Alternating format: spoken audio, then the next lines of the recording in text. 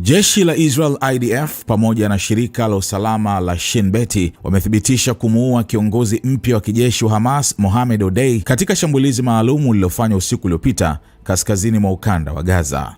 Kwa mujibu wa taarifa pamoja ya IDF na Shin Bet, mashambulizi hayo yalilenga majengo kadhaa katika Gaza City yaliyokuwa yakitumiwa kama maficho ya Odei baada ya miezi kadhaa ya ufuatiliaji wa kijasusi kuhusu harakati zake pamoja na za wasaidizi wake.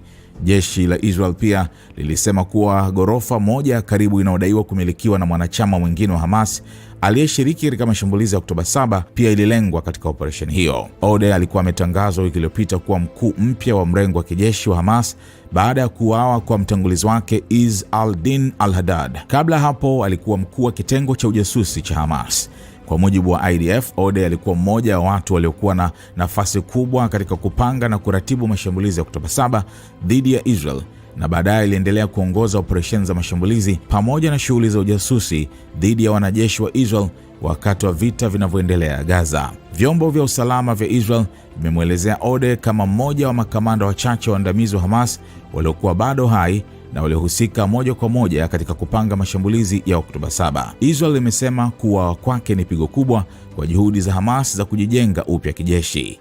Waziri wa ulinzi wa Israel Katz pia alithibitisha kuuawa kwa Odei kupitia ujumbe wake kwenye mtandao wa X. Kiongozi wa 4 wa mrengo wa kijeshi wa Hamas huko Gaza ameondolewa jana na kupelekwa kukutana na washirika wake katika kina cha Jehannam, aliandika Katz. Ripoti kutoka Gaza zilizokuwa zikihusishwa na Hamas zimedai kuwa Odei aliuawa pamoja na mke wake na watoto wake katika shambulizi hilo, ingawa taarifa hizo hazijathibitishwa rasmi na Israel. Katz aliwapongeza wanajeshi wa IDF pamoja na Shin Bet kwa kile alichokiita utekelezaji wa kiwango cha juu sana wa operesheni hiyo.